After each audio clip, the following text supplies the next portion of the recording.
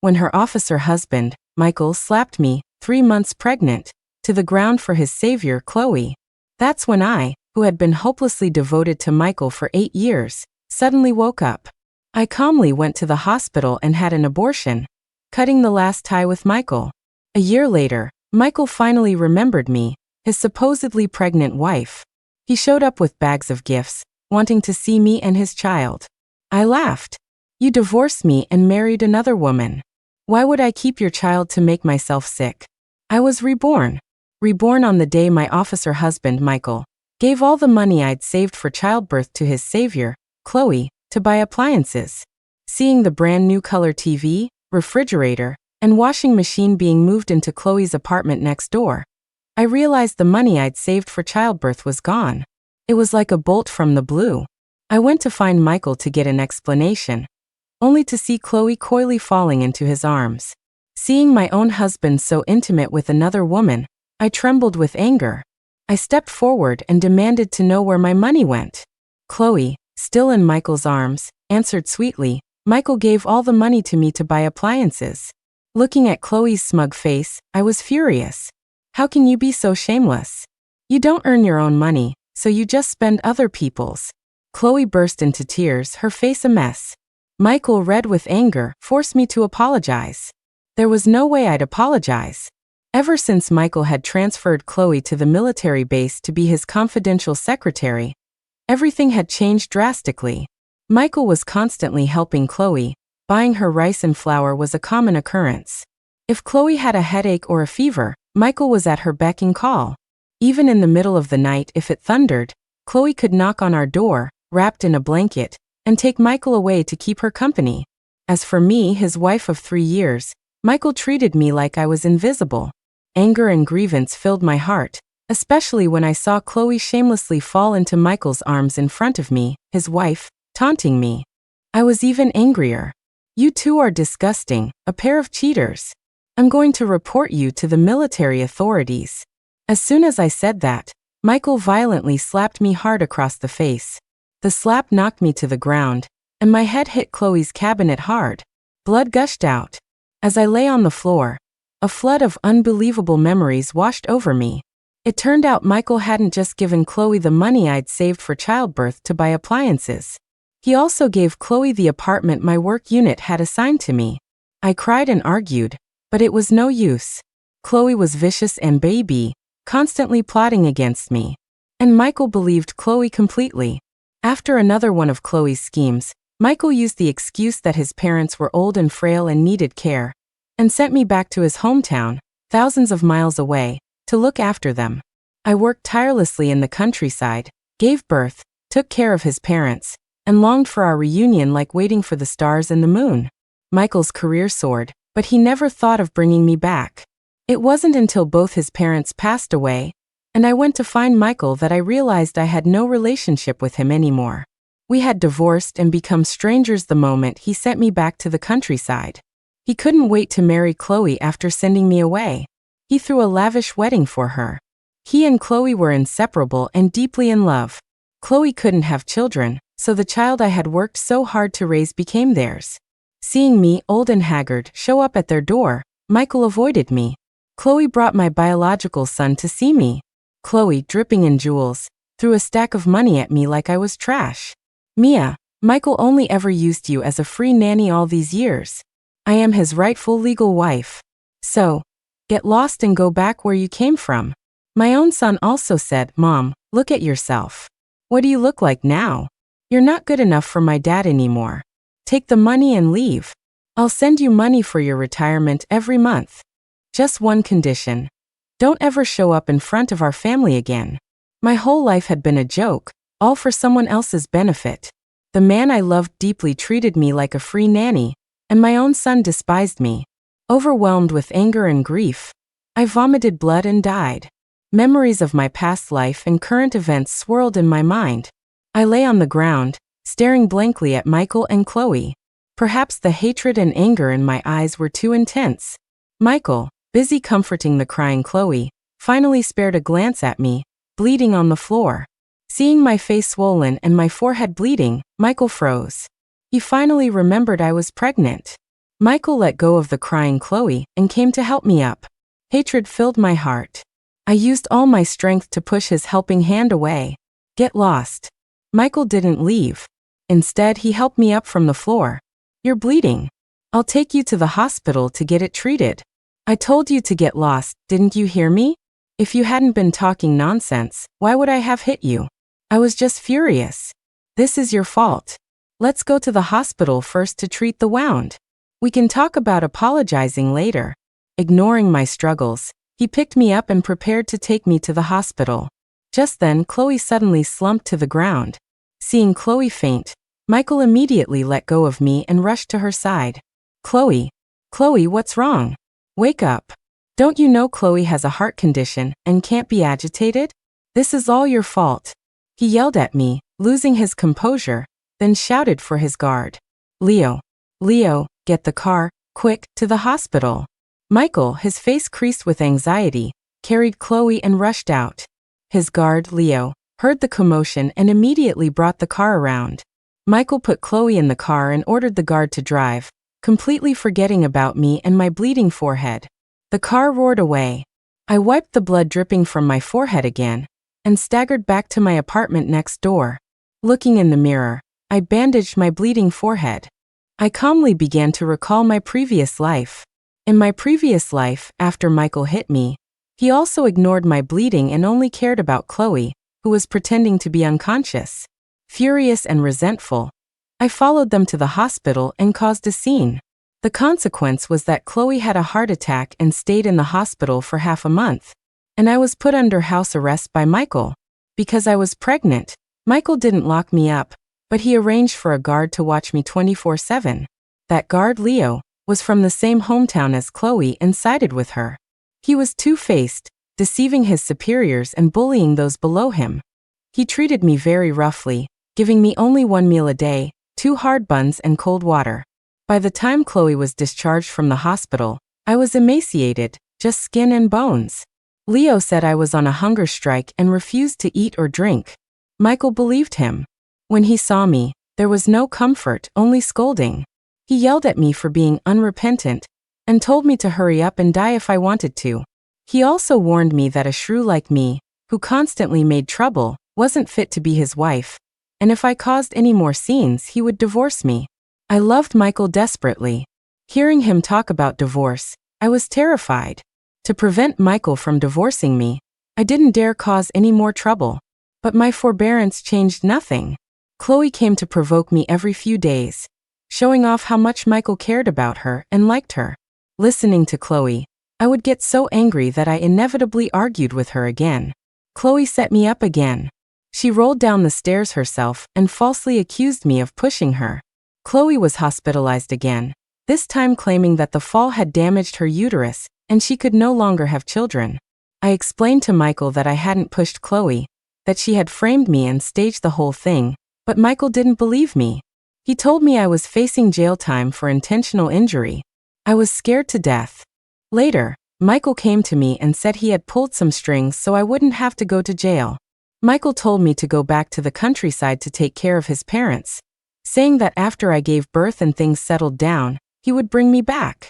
I had no choice but to agree to Michael's suggestion. On the day I left, Michael had me sign an apology agreement. I trusted Michael and signed the so-called apology agreement, and then he sent me to the countryside. That was over 30 years ago. At first, I planned to return to Michael's side after giving birth, but his mother had a stroke and was paralyzed, needing care. To fulfill my filial duty to Michael, I had to stay in the countryside. In those 30 years, Michael only came back a few times to visit his parents. He also took our son to live with him, ostensibly to lighten my burden. I didn't know the truth until I was on my deathbed. The so-called apology agreement I signed was actually a divorce agreement. Less than 3 months after sending me to the countryside, Michael married Chloe. He even threw a lavish wedding for Chloe, and I was treated as their free old servant for over 30 years. Thinking about this, I gritted my teeth in hatred. This time, whoever wants to be the old servant can be the old servant. Anyway, I'm not doing it anymore. I'm going to abort this ungrateful brat in my belly. If Michael wants a divorce, I'll give it to him. This life, I'm going to leave this disgusting pair and live my own life. Since I'm leaving, I need to plan ahead. First, I need to secure some benefits for myself. The money I saved for childbirth has already been given to Chloe by Michael to buy appliances. There's not much money left in the house now, but next month is Michael's birthday, and I bought him a watch as a birthday present. I can sell the watch first. Also, my salary for this month hasn't been paid yet, and I'm not going to hand it over. And when Michael and I got married, I joyfully prepared a pair of gold rings. Michael thought they were childish and never wore his, which makes it convenient for me to sell them now. With that, I can get back about $1,000, enough for the abortion and recovery. The urgent matter now is the apartment my work unit assigned me. Last time, Michael directly gave it to Chloe. That's not happening this time. I need to sell the apartment first and get some money. With the watch and gold rings in my pocket, I rushed to my workplace, ignoring the injury on my head and my disheveled appearance. My boss was surprised to see me like this and asked what was wrong. I didn't say much, just told my boss I was short on cash and wanted to transfer the apartment assigned to me, asking him to keep an eye out for buyers and that the price was negotiable. I was always a nice person at work and got along well with my boss and colleagues. My boss promised to ask around. Then I went to sell the watch and gold rings. The watch was brand new and unused. I happened to meet a couple getting married and sold it for $50 less than I bought it for. I pawned the rings, a total of 18 grams, for less than $1,000. With the money from the watch and rings, I went to the hospital and directly found an OBGYN to explain my intentions. Michael and I had been married for 5 years and hadn't been able to conceive. Because I was worried, I often saw the doctor. The doctor knew me very well. When she saw I wanted an abortion, she tried her best to persuade me otherwise. My mind was made up, but in the end, the doctor still didn't agree to perform the surgery. She told me to get Michael's signature for the surgery. After all, Michael was a leader now. If I had an abortion without Michael's signature, she would be implicated and disciplined. I couldn't get the abortion, and I was in a terrible mood. On the way back, I racked my brains trying to figure out how to get Michael to sign. In my previous life, Chloe falsely accused me of pushing her, causing her to injure her uterus and become infertile. Michael divorced me and married Chloe because of this. This time, I wouldn't wait for Chloe to plot against me. I had to strike first and make this a reality, forcing Michael to divorce me. As long as I get divorced, that ungrateful brat will naturally and legitimately become a pool of blood. Michael didn't come back until 9 o'clock that night. I had already eaten, washed up, and gone to bed. I was drowsy when I felt something brushing against my face. An inexplicable sense of disgust and hatred washed over me, and I slapped out. With a loud smack, my palm stung, and I woke up completely. Clear finger marks appeared on one side of Michael's face. Needless to say, I hit him. At this moment, Michael's face was livid as he looked at me. "Mia, are you crazy?" I had known Michael for 10 years, and I had always been gentle, considerate, and like a warm blanket to him. This sudden slap, Michael's mood was predictable. I rubbed my numb hand. I was just asleep and dreaming that someone was chasing me. I couldn't tell if it was a dream or reality, so I lashed out. Michael naturally wouldn't believe my explanation, and I didn't intend for him to. He fumed. "I just wanted to see how your injury was, and you pretended to be crazy and hit me. Mia, you've really got some nerve." I looked at the finger marks on his face with some regret. I really wasn't pretending to be crazy. If I had known it was him touching my face, I should have slapped him a few more times. Michael, seeing I wasn't speaking, grew even more annoyed. "You went to sleep without waiting for me? And you didn't make dinner. I thought you weren't coming back. As for dinner, didn't you eat with Chloe? Don't you two often eat dinner together?" A sheepish look crossed Michael's face. "I shouldn't have hit you today. I was just so angry and confused at the time. To be honest, you were way out of line today too. You knew I was just helping Chloe out of gratitude, and you knew she has a heart condition, yet you still said those things to her?" He was going to continue lecturing me. I looked coldly at Michael's handsome face. Before I woke up, before I knew the horrible things he would do to me, I could never get enough of his handsome face. Now that I knew what was going to happen, I found his face disgusting no matter how I looked at it. Seeing that I wasn't speaking, Michael softened his tone. Chloe was wronged because of you. Tomorrow, go find her, admit your mistake, and apologize. Then we'll put this behind us. And if I don't admit my mistake and apologize? If you do something wrong, you have to admit it. Don't you know that? I want to know what I did wrong. You took my savings without asking. Don't I have the right to get it back? Yes. How about I say I borrowed the money from you? If you borrow something, you return it. You should pay back everything you borrowed from me before. Being repeatedly challenged by me, Michael's expression was extremely awkward. His salary had long been spent on his parents and Chloe otherwise. He wouldn't have needed to touch my money. Michael reached for my hand, trying to coax me gently. I pulled my hand away. Michael, let's be clear. Helping Chloe is your business. I won't interfere anymore. But you must return every penny of my money. Before, when he used my money, I never said anything, which made Michael take it for granted. Now seeing me so serious, he rubbed his nose. Mia, we're husband and wife, a team. There's no husband and wife team. From now on, if you want to repay your debt of gratitude, I won't stop you. I can promise not to go looking for Chloe to cause trouble anymore, and I won't comment on your interactions. Just one thing. Give me my money back. Michael stared at me intently. What do you mean? Exactly what I said. From now on, we live our own lives. If you want to take care of Chloe, you do it yourself. Don't drag me into it. I have no responsibility or obligation to help you take care of Chloe. Previously, whenever I got angry and caused a scene, as long as Michael said a few soft words to coax me, I would immediately make up with him. This sudden change, so different from before, made Michael's expression shift. Mia, do you know what you're saying? You're an officer's wife. Helping people in need is what you should do. Then how come I don't see you caring about other people in need? There are plenty of people around here who need help more than Chloe. Why don't you help them? Being countered like this, Michael lost all face. He sneered, his face dark. What nonsense are you talking about now?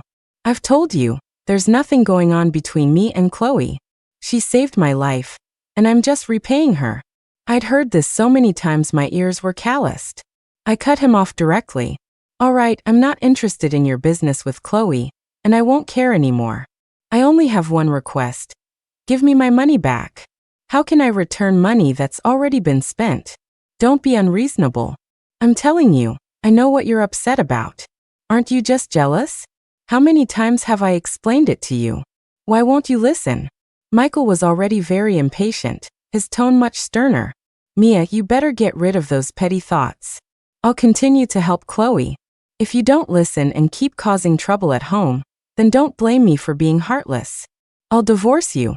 In my past life, Michael threatened me with divorce, and I was scared to death, terrified that Michael would leave me, terrified of not having Michael's love. This life, knowing that Michael's love would never be for me, only for Chloe, what was there to hesitate about? After he finished speaking, I nodded without any hesitation. Okay, let's get divorced. My agreeing to the divorce was unimaginable to Michael. He looked at me as if he'd seen a ghost. Mia, are you sure you want to divorce me? I'm sure. I nodded affirmatively. We'll get divorced tomorrow. But before the divorce, you have to give me back all my money. It's about money again? Are you obsessed with money? Is money all you see? Michael asked me, grinding his teeth. Yes, money is all I see. Michael didn't believe I really wanted to divorce him. You're simply unreasonable. I'm telling you, Mia. Don't think you can do whatever you want just because you're pregnant. I'm not doing whatever I want. The baby isn't an obstacle. As long as you sign, I'll go to the hospital tomorrow and get rid of the baby. Seeing my determined expression, Michael took a few steps back. Mia, are you crazy? You can even say something like not wanting the baby. My firm stance on divorce stunned Michael. He angrily slammed the door and left. He didn't come back after leaving. I didn't care. I lay down and continued to rest. The next morning, I was awakened by a knock on the door. Michael's guard, Leo, stood at the door with breakfast, a sour look on his face. The commander asked me to bring you breakfast. Seeing Leo, I didn't look pleased either, and my tone was harsh. Put it over there. Leo put the breakfast on the table and looked at my face. I stared back at him coldly. What are you looking at? The delivery is done. You can get lost now. I've always been kind to others and never put on airs, so Michael's guards always treated me like a pushover. Especially this Leo. He was from Chloe's hometown and sided with her, always secretly targeting me. Seeing me suddenly so assertive, Leo was startled, then became angry out of embarrassment. What's with your attitude? Last night you were fighting for attention and kicked the commander out to sleep in his office. And today the commander is being so humble, and you still don't appreciate it? Let me tell you, Mia, you better tone it down. Don't piss off the commander. You'll regret it then. Are you threatening me? Who do you think you are? Just a dog by Chloe's side, and you think you're somebody. I'm warning you, be polite to me. If you piss me off, I'll expose your dirty dealings with Chloe. As I finished speaking, Leo's face changed drastically. He didn't dare say anything more and hurried away. Leo's reaction surprised me. I had only warned him because I remembered him helping Chloe against me in my past life. But looking at Leo, so flustered and scared, could there really be some shady business between him and Chloe? A sense of caution grew in my heart. After breakfast, I went to my workplace again to see my boss. He told me a colleague wanted my housing assignment. However, the other party didn't have much money on hand and could only give me $4,000. I knew property prices would rise in the future. $4,000 was indeed too little. But I had no other choice. I absolutely couldn't let Chloe benefit from the apartment. I agreed, took the $4,000, and transferred the housing assignment to the other person. Since I was going to divorce Michael, I couldn't continue living here. I had to quit my job too. Thinking about the developments 30 years later, a plan secretly formed in my mind. I had to leave this place, go south to do business, and become one of the first to get rich. With my plan in mind, I quickly returned home. Pushing open the door, I found Chloe actually sitting in my living room. Seeing me, Chloe flashed a sarcastic smile. Well, the busy bee is finally back, huh? What are you doing here? To see you, of course. Michael beat you black and blue, and you were bleeding. As a neighbor, I had to come and check on you, right? Chloe said, circling me with a smile. Then she lowered her voice and said viciously, why don't you just die? You actually used asking for a divorce as a tactic to retreat in order to advance. Do you dare to get a divorce? If you dare to divorce Michael, pigs will fly. Of course I dare to divorce, provided you return my money. Let me tell you, Chloe, I have no problem with you and Michael fooling around. You can do whatever you want, but you must return my money. And what if I don't return it? If you don't return it, I'll report you and Michael to the military for having an affair. I'd like to see how you two will manage here then. Chloe's face changed. You dare. What wouldn't I dare? Everyone knows about you and Michael fooling around for the past 2 years. Michael used his connections to transfer you here as his secretary, then gave you all our family's money. You used my money to buy appliances, clothes, jewelry, and to eat and drink well. The neighbors have seen it all. As soon as the organization investigates, your sordid affair with Michael will be crystal clear. Michael was helping me. Don't you have hands and feet? Are you disabled and on your deathbed? I sneered. There are plenty of people around here who need help more than you. Why doesn't Michael help them instead of just you? You're a man and a woman, clearly up to no good. People aren't blind, everyone sees it clearly. Chloe started to get scared. What exactly are you trying to do? Don't you know this will ruin Michael? I know. What does it have to do with me? I sneered at Chloe. I'm giving you 3 days. Return my money immediately, or else you and Michael will only face ruin and disgrace. Chloe left in a disheveled state, throwing down a threat for me to wait and see as she went. I'm waiting, all right. Waiting with bated breath. If I don't provoke her a little, how will she make her move early? I'm waiting for Chloe's dirty tricks. This time, let's see who dies faster. The next 2 days were very calm. Michael stayed in the army barracks and didn't come back. I knew he was waiting for me to go to him, apologize, and make up. Fat chance. I didn't have time to deal with him. I was busy handling my own affairs. Since I was going to make a clean break with Michael, I naturally wouldn't let Michael and Chloe, those two things, benefit. I sold everything in the house that I had bought, and that could be sold for money. What couldn't be sold, I gave away.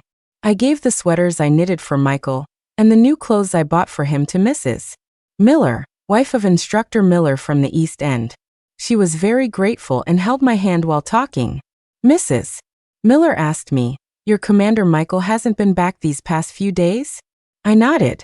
Mrs. Miller looked at me sympathetically.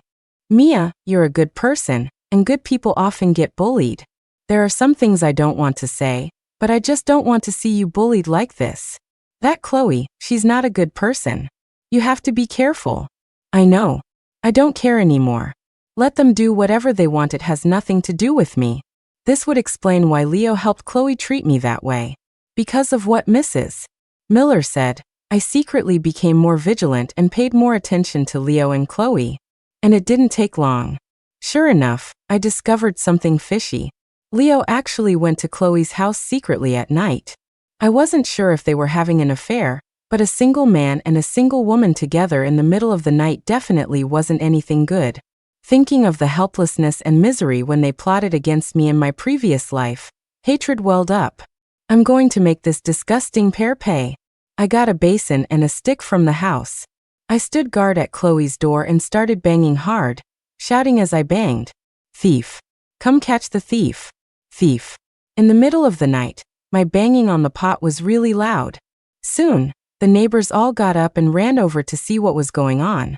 I pointed at Chloe's house anxiously and said, "I went to the bathroom in the middle of the night and saw someone suspiciously entering Comrade Chloe's house. It must be a thief. We can't let this thief get away." No one doubted my words. Mrs. Miller, especially, immediately directed Instructor Miller to take people to block the back window. Others followed me to guard the front door and make a commotion. After a while of ruckus, the door finally opened. Chloe and Leo appeared before everyone. I deliberately raised my voice. "Oh, it's Leo. What are you doing at Comrade Chloe's house in the middle of the night?" I needed to talk to Comrade Chloe about something, Leo stammered in reply. "Something to discuss? What couldn't be said during the day that had to be discussed at 2 in the morning? Yeah, what are you talking about in the middle of the night? Don't tell me you two." Mrs. Miller raised her voice. Chloe immediately denied it. "We have no relationship whatsoever. Leo was just worried about my health and came to check on me." Who would believe that? Nobody did. Someone deliberately said, "Could it be that Comrade Chloe and Leo are dating? Dating is normal. No need to be so secretive." "No, we're not dating." Chloe glared at me with venomous eyes, repeatedly denying any other relationship with Leo. And Leo also didn't admit to anything, just insisted that he was worried about Chloe getting sick and came to check on her out of concern. In the end, it was Michael who arrived and dispersed the noisy crowd. The onlookers dispersed because Michael gave an order. I lost interest in watching the commotion and prepared to return. Seeing her backup had arrived, Chloe immediately started crying. "Michael, Leo and I are innocent. He was just worried about me and brought me medicine. I didn't expect Comrade Mia to slander us like this." When Chloe cried, Leo also started complaining. Michael, his face dark, scolded me. "All you do all day is cause trouble. Why can't you do something productive? Don't you know you could drive someone to their death doing this?" I sneered. "I just saw someone sneaking into Comrade Chloe's house in the middle of the night and got worried, so I called people. Is that wrong too? Besides, you have so many guards. Why doesn't anyone else sneak into Comrade Chloe's house in the middle of the night? Only Leo." As I said this, both Leo and Chloe's faces changed, and Michael also showed a suspicious look. He was no fool otherwise, he wouldn't have risen to such a high position. Seeing Michael look at them, Chloe immediately fell to the ground, pretending to faint. Then she was rushed to the hospital. I sneered and turned back into the house. I had seen it clearly just now. Chloe's gaze towards me was extremely venomous. Needless to say, she hated me intensely too. Now that her relationship with Leo had been exposed like this, Chloe knew very well that I was aware of their scandal. To prevent her relationship with Leo from being exposed, Chloe had to find a way to cover it up. To eliminate me, this major threat, I believe Chloe will make a move soon. And I'm just afraid she won't make a move. Luring the enemy into a trap, that's what makes it fun. In the morning, when I got up to go to work, Everyone I met on the way was discussing Chloe and Leo. All sorts of things were being said. I arrived at my workplace in a cheerful mood and stayed in good spirits all day. At noon, Michael came to my workplace to find me. As soon as he saw me, he started criticizing me. Last night's incident has been cleared up. It was indeed Leo who was worried about Chloe having an episode, so he went to check on her. They have no relationship whatsoever. I chuckled. Whether they have a relationship or not has nothing to do with me. You don't need to specifically come and tell me this, do you? Of course I didn't come specifically to tell you this. Mia, you've been too outrageous lately, haven't you? To target Chloe, you actually tried to slander her and Leo for having an improper relationship. Have you ever thought about how much damage this does to a woman's reputation? I chuckled angrily. When did I slander them? I just saw someone sneak into Chloe's house and thought it was a thief. If Leo was really just worried about Chloe and wanted to check on her, couldn't he have knocked on the door openly? Why did he have to be sneaky, like a thief? True love indeed. Michael was actually still defending Chloe. Leo didn't want to disturb the neighbors, so he didn't knock. But you, staying up all night staring at Chloe, what exactly are you trying to do? I'm warning you, I haven't settled the score with you for last time. Don't you dare cause any more trouble. You're hilarious. I already said I thought it was a thief, that's why I shouted. I've explained it clearly enough. Are you not understanding, or are you deliberately trying to find fault? Michael slammed the table in anger. What's your attitude? Chloe ended up in the hospital because of you this time, and you don't feel even a little bit of your own fault? I'm not wrong. If I have to say I'm wrong, then marrying you was wrong. Didn't you want a divorce? I agreed. We can get divorced right now. You can go find whoever you want to be with, but before the divorce, you have to give me my money back. Michael still thought I was the submissive Mia from before, who only had eyes for him. He was actually huffing and puffing at me. I wasn't going to spoil him. He wanted to cause a scene, right? Let's see whose face gets. I started to raise my voice and wipe my tears at the same time. The money I worked so hard to save for years was to prepare for having a baby. You gave it all to Chloe to buy appliances. And last time, you gave my salary to Chloe to buy clothes without even telling me. And the time before that, you gave my salary to Chloe to buy cosmetics. My voice was extremely loud, and Michael's face turned ashen as he tried to cover my mouth. I bit his hand hard. He didn't expect me to actually bite him. He yelped in pain, let go of my hand and pushed me. I immediately lay down and started to wail and make a scene. Didn't Michael say I was a shrew and unreasonable? Today, I was going to show him what an unreasonable shrew looked like. Lying on the ground, I wailed and recounted all the rotten things Michael had done. Michael couldn't stand it anymore. He had a reputation to maintain. His face ashen, he left. My colleagues and boss, who had been listening in for a while, were extremely sympathetic towards me. Several married female colleagues came to comfort me. And then in between words, they inquired about Michael and Chloe. In my past life, I cared about face. When I was bullied, I swallowed my pride and kept silent, thinking that family shame should not be aired publicly, and I didn't want people to look down on me or disrespect me. This life, I don't want to be with Michael anymore, so why should I cover for him? I spilled the beans about Chloe and Michael. I knew that soon, the news about Chloe and Michael would spread everywhere. With so many rumors flying around, I wanted to see if Chloe would try to kill herself. When I got off work in the evening, Michael, surprisingly, was at home. His bitten hand was bandaged, and he sat in a chair in the living room with a gloomy face. I walked past him as if I hadn't seen him, and went back to the bedroom. Michael had never been cold-shouldered like this before. Every time we argued, I would shamelessly try to make peace within 2 hours. Regardless of whether it was my fault or not, I always bowed my head first. This time, we had been in a cold war for several days, and today I bit him, showing no intention of backing down. Michael sat outside for a while and finally couldn't stand it anymore. He pushed open the bedroom door. What's for dinner? Eat whatever you want. What are you asking me for? My tone was cold. What kind of attitude is that? Mia, I haven't settled the score with you for biting me yet. What's with the face? Then how are you going to account for injuring me? I retorted. Michael was speechless. Looking at the wound on my forehead, He fell silent for a moment. I didn't mean to. I already apologized to you.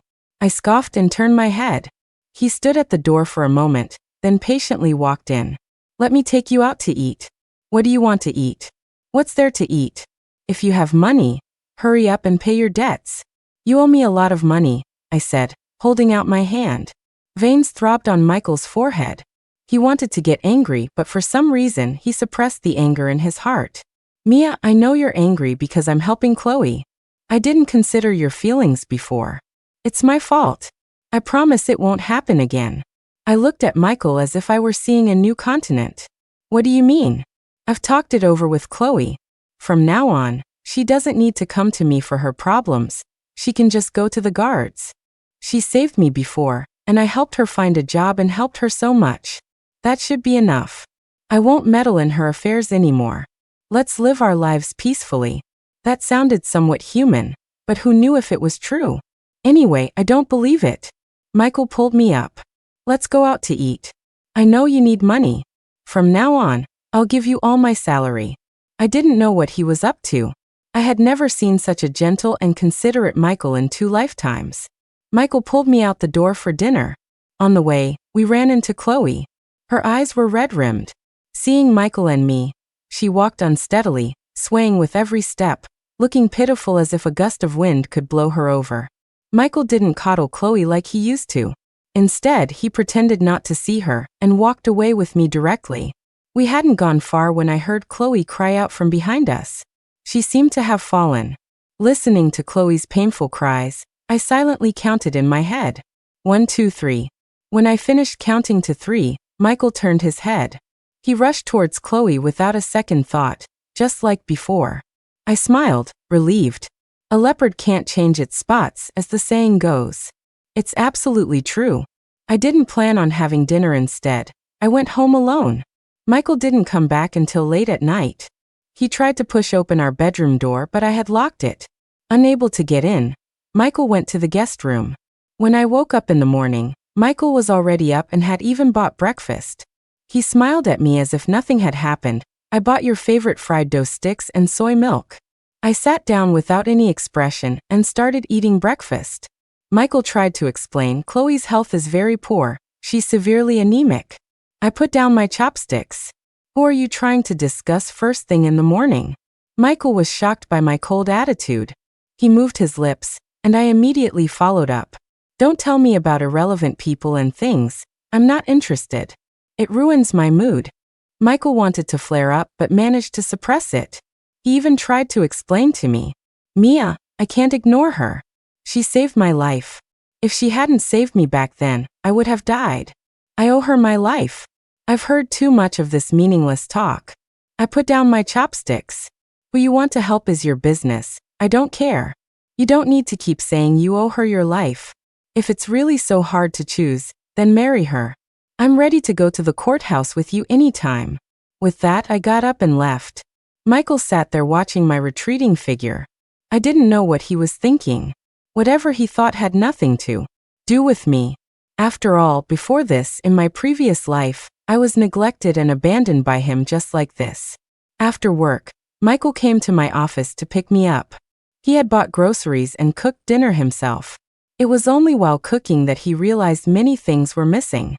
Pots, pans, bowls, and plates, everything I had paid for was gone. Only what Michael himself had bought remained. He looked like he'd discovered a new continent. Mia, it seems like we're missing a lot of things at home. Yes. There were too many things we didn't use, so I gave some away. Is that so? He didn't quite believe me. After all, the things I gave away were either new or almost new. How could they be unused? We didn't speak during dinner. Except for the clinking of chopsticks and bowls, I kept my head down and said nothing the whole time. Michael kept looking at me. I could feel his gaze, but I didn't respond. Finally, he couldn't help but speak first. Mia, why aren't you wearing your wedding ring? I slowly finished half a bowl of soup before saying, sold the wedding ring. Why did you sell it? Michael asked in surprise. Why? Why didn't he know? I smiled faintly. Because I'm broke, of course. I don't have any money on me. And I need money, but no one is kind enough to just give it to me. So being broke, I had no choice but to sell my wedding ring. My words silenced Michael. He knew how much I treasured our wedding rings. After we got married, I kept reminding him to wear his. But he always refused, using the excuse that it was inconvenient. All along, it was only me, ridiculously wearing the wedding ring I had prepared myself. I pushed away my bowl and chopsticks, ready to go back to my room. I hadn't taken more than a few steps when Michael's voice came from behind me. When I get paid, I'll buy you a new ring. I scoffed and didn't look back. He then added, Chloe's health is really too weak. She's not suited for the army. I've talked to her, and I plan to send her back to her hometown to work. That way, she'll be closer to her parents and relatives, making it easier to take care of her. Michael's words made me turn my head. She agreed? Michael nodded. She agreed. Chloe is a reasonable person. She also feels she's been too much of a bother to us, and said she'll find an opportunity to apologize to you and clear things up properly. Hearing this, I showed an ambiguous smile. Michael continued, Mia, I really only feel gratitude towards Chloe. I've never had romantic feelings for her. If my helping her before caused you to misunderstand, I'm very sorry. I apologize. Things like this won't happen again. I just looked at Michael with a smile on my lips. Michael, feeling a bit flustered by my gaze, said, Mia, she has already agreed to leave this place. She'll be busy with handover work these few days. She said she'll find time to explain things to you. I hope you can talk to her calmly. Chloe actually wants to meet with me and talk things over. This is great news. I've been waiting for this day for a very, very long time. I curled my lips into a smile. All right, tell Chloe I'm ready for her esteemed presence anytime. Chloe came to find me 3 days later. I couldn't wait to meet her. Chloe still looked like she could be blown over by a gust of wind. But as soon as the door closed and she was sure it was just the two of us in the room, Chloe instantly transformed. She glared at me fiercely. Mia, you bitch. Are you very proud now that you've finally managed to drive me away? Of course. Watching you tuck your tail between your legs and scram like a beaten dog makes me very happy. As I finished speaking, Chloe's face turned ashen. You set me up, playing hard to get by suggesting a divorce to force Michael to send me away. You shameless bitch. I underestimated you. You underestimated more than just that. There are many things you don't know about me. Want me to spell them out for you carefully? I smiled at her. I know about you and Leo fooling around. I know you set your sights on Michael and wanted to seduce him. I know you're planning to scheme against me. You came prepared with quite a few tricks today, didn't you? You. How did you know? Chloe was startled by my frankness. Her arrogance vanished instantly, and she started stammering. How I know is none of your concern. Now let me guess what you're going to do next. You plan to fall and frame me. Leo is already waiting outside. He plans to rush in as soon as you scream, and then testify that I hurt you. I smiled and walked closer to the pale-faced Chloe. So hurry up and fall. Scream for help. I'm waiting for your performance. Chloe didn't dare to move, looking at me in terror. I grabbed her hair and slammed her head against the nearby table. Chloe opened her mouth to scream, but a rag was quickly and accurately stuffed into her mouth. I casually picked up the brick I had prepared earlier and smashed it into Chloe's stomach again and again. Didn't she falsely accuse me in her past life of pushing her and causing her to lose her uterus and become infertile? This life, I'll grant her wish. I struck Chloe's stomach fiercely, again and again. I saw her face contort and change color, saw blood flow from beneath her.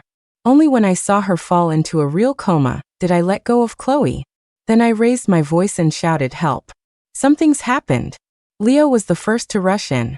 Without even looking, he started shouting, intentional injury. How could you hurt comrade Chloe like this? You're too malicious. I smiled sweetly at Leo. Don't dawdle. Hurry up and send her to the hospital. If you're late, she might really not wake up. After all, she's having a miscarriage with heavy bleeding, and losing the baby might mean losing her uterus. You. How did you know? Leo was stunned. You don't need to worry about how I know. Just listen to me and take her to the hospital. If you're late, she'll die. You don't want people to know you're the father of the baby in her belly, do you? Leo, pale and trembling, picked up the profusely bleeding Chloe and took her to the hospital. I followed them. Chloe's uterus couldn't be saved. It was removed, just like in the previous life. Leo stayed outside the operating room the whole time, his face pale. I watched Leo with my arms crossed, smiling the entire time. After several hours of surgery, Chloe was wheeled out of the operating room unconscious. I asked Leo with a smile, "Aren't you going to inform your commander? Given Chloe's current condition, your commander must be worried sick. How about I watch Chloe for you, and you personally go and inform Michael?" How could Leo dare to inform Michael? He dropped to his knees in front of me with a thud. I looked at Leo coldly and said, "Scared now? Weren't you scared when you were having fun with Chloe? Still thinking of framing me to turn things around? You wish." Leo kept kowtowing, his head bleeding from hitting the floor. I watched this despicable creature coldly. Only when I saw his head bleeding profusely did I slowly call out, "Stop for a moment. What are you going to do about this? I'll make Chloe leave this place. I guarantee she'll give up and never bother you and the commander again." Really?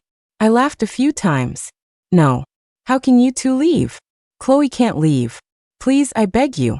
Leo continued to kowtow, but I waved my hand to stop him. I have a way to make your wishes come true. When I got home, Michael was still in the kitchen cooking. For the past 3 days, he had been like a different person, cooking dinner every day. Seeing me return, Michael smiled at me. "Wait for me for 2 minutes. Dinner will be ready soon." I poured myself a glass of water and drank it slowly while Michael busied himself setting the table. He served me a large bowl of rice. "Eat more. Pregnant women have bigger appetites. You'll have to eat 2 bowls from now on." I silently took the bowl and started eating with my head down. Michael diligently served me food.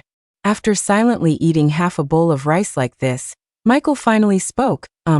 Mia, did Chloe come look for you?" "She did." I nodded. "What did you guys talk about?" "Didn't say much." I continued eating.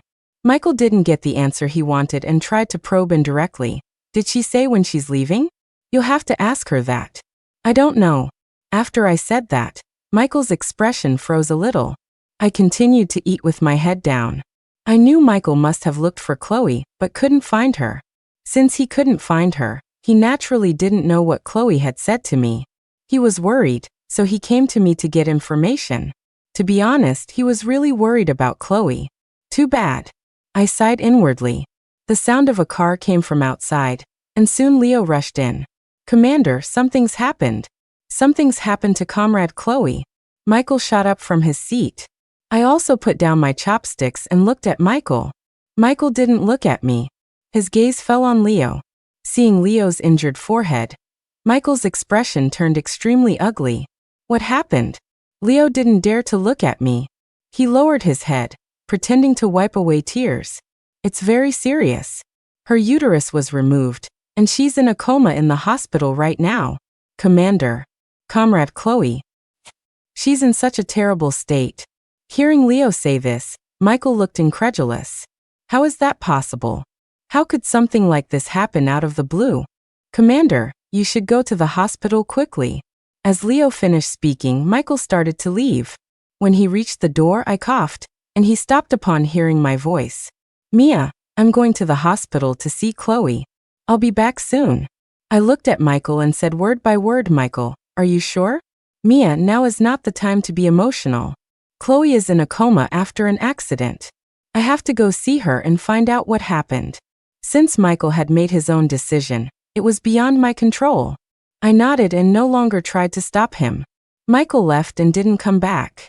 I calmly washed up and went to bed. Before going to sleep, I checked my money. I only had $5,000. This amount of money was far from enough to go south and start a business. The next morning, I was startled awake from my sleep. When I opened my eyes, Michael had already rushed to my bedside. He grabbed my collar and lifted me out of bed. "You have such a malicious heart. Mia, how can you be so malicious and shameless? Why did you do this to Chloe? She was already preparing to leave. Why wouldn't you let her go?" Michael's grip on my hand was very strong. I had some difficulty breathing and scratched his hand a few times. He winced in pain and finally let go of me. "Mia, you've disappointed me too much. You've done such a terrible thing. Just wait to go to jail." I didn't say a word, just looked at Michael indifferently. I waited for his roaring to subside before I spoke. Don't you want to hear my explanation? What can you explain? You did such a terrible thing to her, caused her such harm. As a woman, don't you know the pain of not being able to have children? You make me unable to forgive you. Okay, then don't forgive me. Michael, if I did wrong, you can send me to jail. You're incorrigible. You're absolutely incorrigible. Don't you feel even a shred of guilt or regret at this moment? How innocent is Chloe? He yelled at me for a while longer, until he was exhausted and finally stopped. Mia, what are you going to do now? What do you plan to do? Let the police handle everything. If you leave it to the police, you're finished. Mia, this is a crime. You'll be sentenced. Okay, then sentence me. I'm not afraid anyway. You're simply incorrigible. Michael angrily kicked over a chair. He punched the wall a few more times. I watched him coldly, waiting for him to speak first. In his previous life, he also took the initiative to propose divorce. It should be the same this life. Sure enough, after venting his anger for a while, Michael calmed down. Mia, I don't want you to go to jail. Do you know that? I don't want you to go to jail. I don't want to go to jail either, I nodded. You made a mistake this time. You must admit your mistake. Go to Chloe and sincerely apologize. And then? Just apologize? I pressed. Of course not. You hurt Chloe. This is a big deal. You can't just do nothing and not make amends. How do you need me to compensate? You go hide in the countryside for a while. I'll appease Chloe. You hide for a bit, and I'll bring you back after I've calmed Chloe down. The exact same words as in my previous life. He avoided mentioning divorce, asked me to sign an apology letter, and told me to go back to the countryside to rest and wait for things to blow over before coming back. I couldn't help but smile. Okay, I promise you. Michael's apology letter was quickly delivered for me to sign. I knew it was a divorce agreement. I signed my name without even looking at it. Seeing me sign, Michael breathed a sigh of relief. Mia, pack your things first. I'll send you off. I nodded. I don't have any money. Can you give me my money? Michael agreed. I don't know where he got the money from, maybe he borrowed it. Anyway, he brought back $2,000 for me that night. I put the money in my pocket and kept it close. On the day I left, Leo gave me another $3,000. This was the money Chloe had tricked Michael out of, money that belonged to me. Now that it was returned to its rightful owner, I accepted it without any burden. On the day I left, Michael was originally going to personally see me off, but something came up at the last minute, and he stood me up again. That's fine too. I didn't plan on going back to his hometown to be a workhorse. Now that the divorce was finalized, the abortion was much easier. I went to the hospital and got rid of the unwanted child in my womb. After recovering for a month, I took $10,000 and headed south by bus. Life on my own was a mix of pain and joy. Living for myself made me give it my all. I wasn't afraid of hardship or fatigue, my only goal was to make money. After a year of hard work, I finally managed to secure my own shop through my own efforts. While wholesale shopping, I ran into someone I used to know, a distant cousin of Michael's from his hometown. We had only met once. Michael's distant cousin was very surprised to see me. Mia, what are you doing here? Do you know Michael has been looking for you for a long time? I quietly looked at Michael's distant cousin. She told me that Michael's mother had an accident and was paralyzed, needing someone to take care of her. Then she called Michael, and that's when Michael found out I hadn't returned to his hometown. Michael's distant cousin asked me, "Why did you come south to do business?" I smiled faintly. "Didn't Michael tell you? You should ask him, he'd know better. What about your child? It should have been born by now, right? I remember you were pregnant then, and Michael also said you were several months pregnant when you left. The child died. It's gone." Michael's cousin's eyes widened. I was busy attending to customers and didn't chat with her further. I never expected Michael to find me.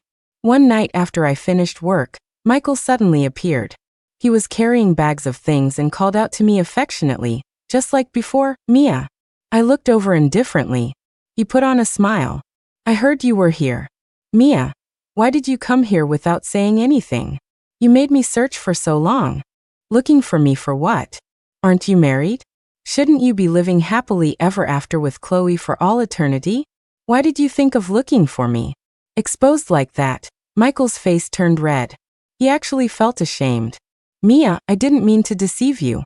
It's just that Chloe was in such a terrible state back then. And she insisted it was your doing. I didn't want you to go to jail. For you and the baby in your belly, I had to resort to that. Agree to divorce you and marry her. I never intended to marry her. It was just a temporary measure. I just didn't want to see you go to jail, didn't want you to suffer. I couldn't help but laugh. Michael, do you think I'd believe your words? Do you still think I'm the same fool I was before?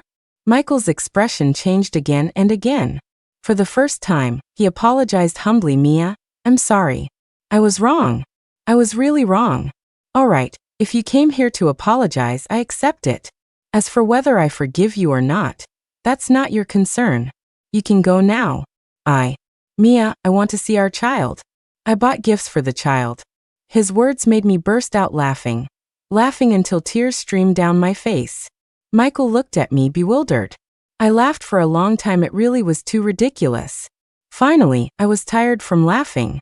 Michael, what makes you so confident that I would give birth to your bastard child? Michael's face turned from red to white, which was quite amusing.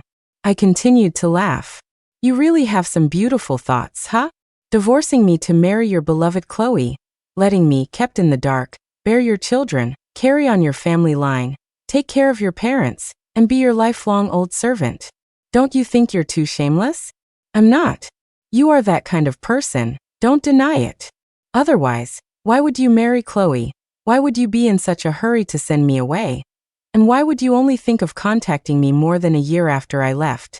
If you had even a shred of conscience, you wouldn't have left me pregnant and uncared for, would you? Let me guess why you came looking for me. Seeing you like this, you must not be doing too well. After all, Commander Michael always had guards with him when he went out. Where's your loyal and good guard, Leo? Michael couldn't speak. I continued to laugh. You picked up a cast-off played by Leo and treasured her like gold. And now you're getting your karma. Huh? Do you know why you've fallen to this point? It's because I reported you. When I left a letter for your competitor. Was it you? You actually reported me? Why? He actually had the nerve to ask me why?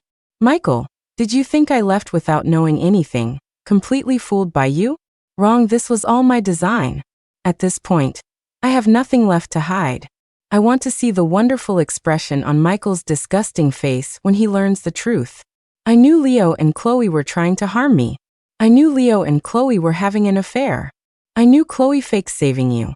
It was Leo and Chloe working together to deceive you, aiming to get you to arrange a good job for Chloe.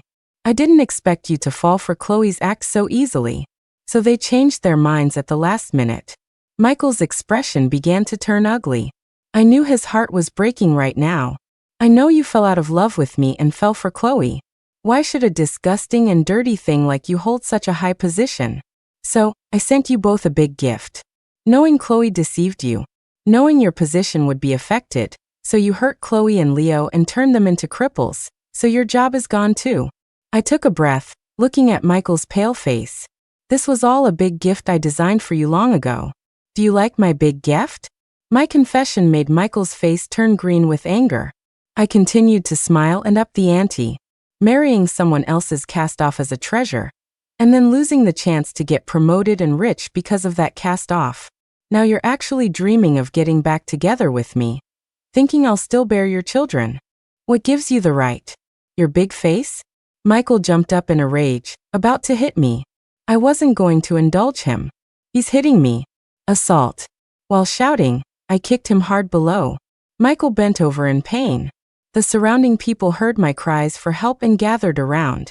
I accused Michael of assaulting me. Soon, kind-hearted people escorted Michael to the police station.